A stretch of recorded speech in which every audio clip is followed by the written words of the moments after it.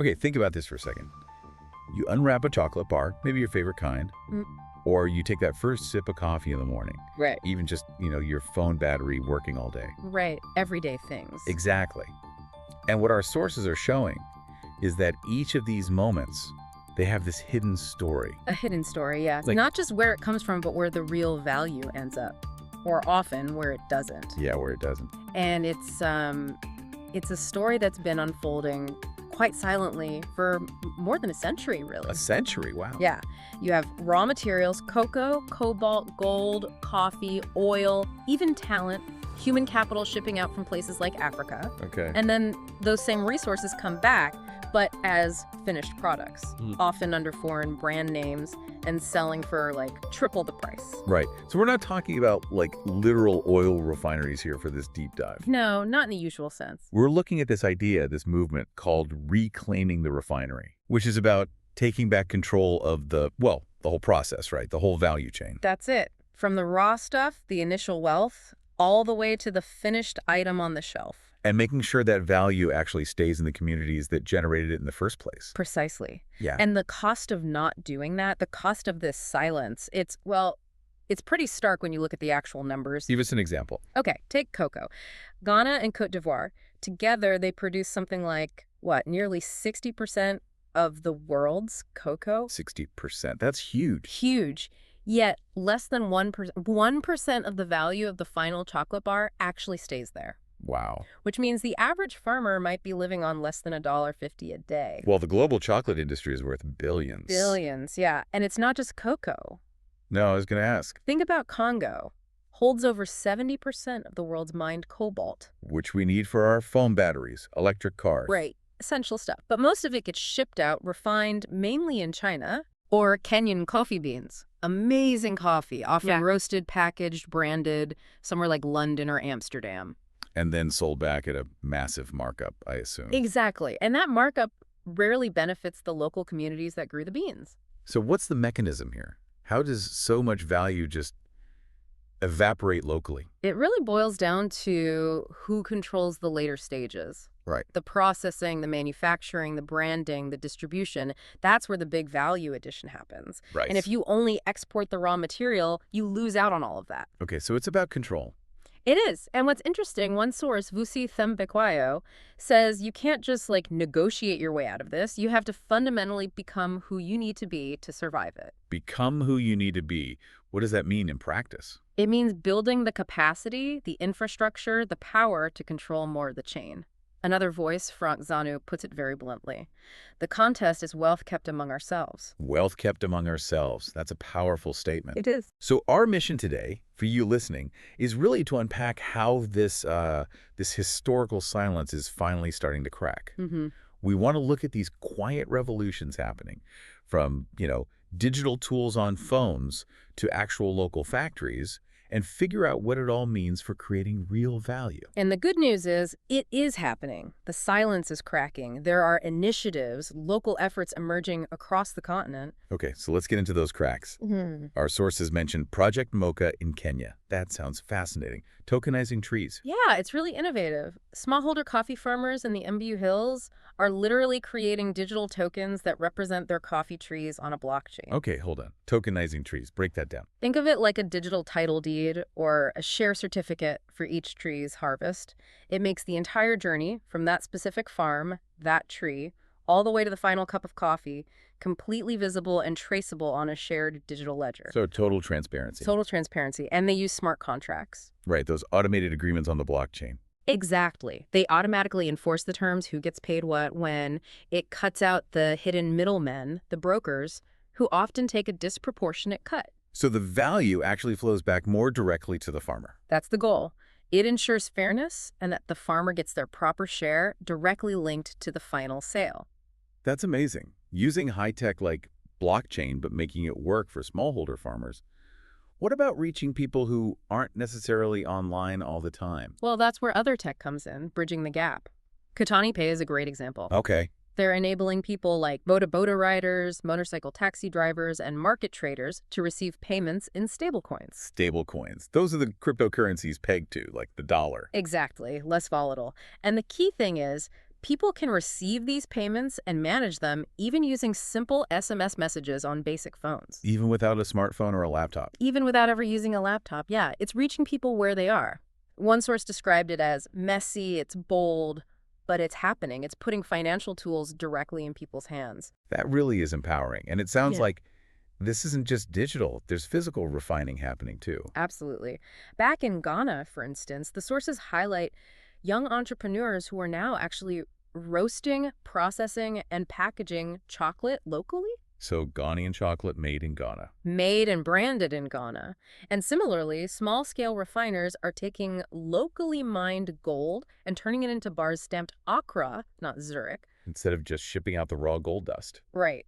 These are, as the source says, quiet revolutions that speak louder every season, small steps, but incredibly significant. This all fundamentally changes how trust works, doesn't it? It really does.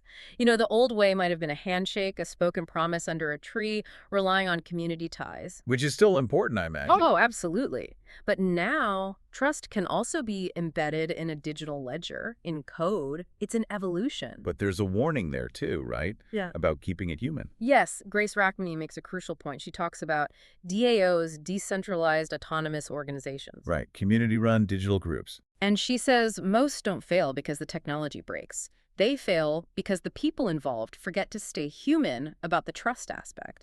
They forget the relationships. That's a critical insight. Mm-hmm. So the tech is a tool, but it doesn't replace human connection and oversight. Exactly. You need both. Think about these personas the sources use. Amani, the bridge.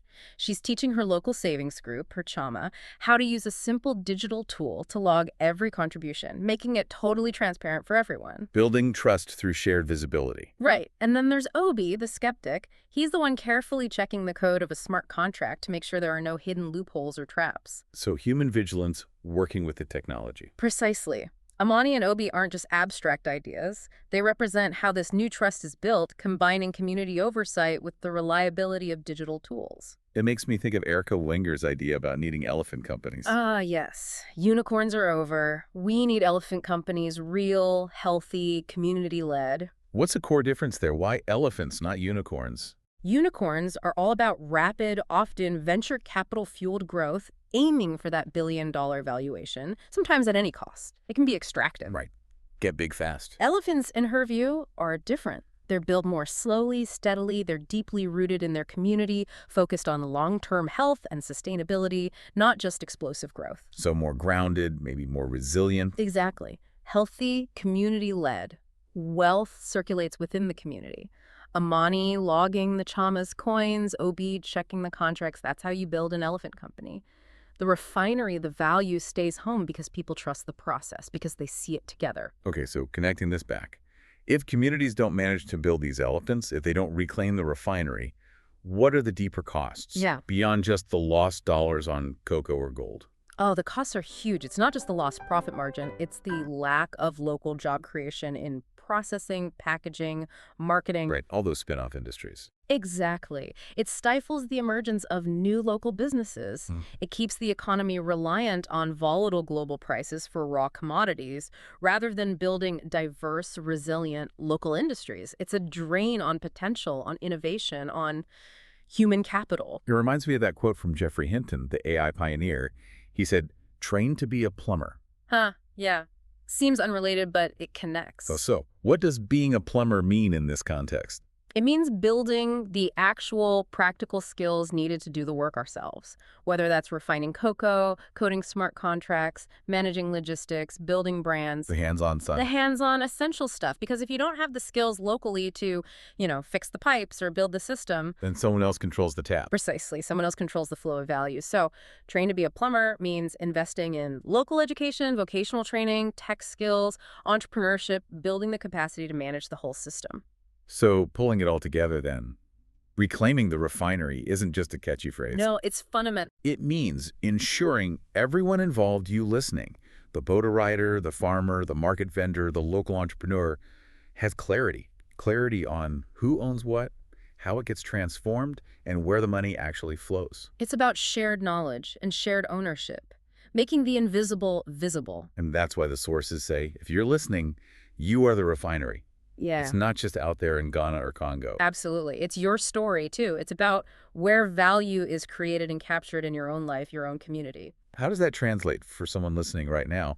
What does it mean for them to be the refinery? It could be anything, really. It could be the teacher who starts a community school DAO using these transparent principles to manage resources and empower local education. Okay. It could be the young people turning their local football club into a cooperative where the members own it and the profits benefit the community. Right. Building shared wealth. Or maybe you're a creative, an artist, a developer. You could tokenize your art, your work, ensuring the value, the profit, stays directly with you in your digital wallet, cutting out unnecessary intermediaries. So it's about applying these principles of transparency, ownership, and local value retention in our own context. Exactly. There's a great analogy from Amjad Masad about AI. He said, AI won't take your job.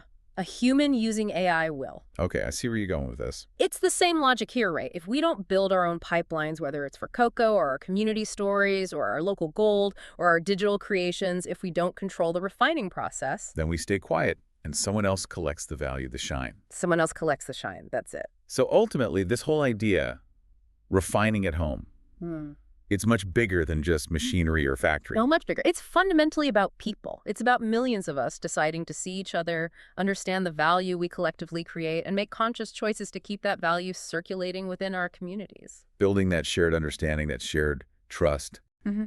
And that's actually where we're going next time. We're going to really sit with the concept of trust itself. Okay. The ledgers, the digital agreements, the code, but also the human element, those small digital circles, and how they keep these elephants strong and maybe keep the unicorns in the realm of fairy tales. Looking forward to that. So for everyone listening, the final thought from our sources today is powerful. Bring your circle close. Understand your value chain. The refinery is you. Stay loud. Pass it on.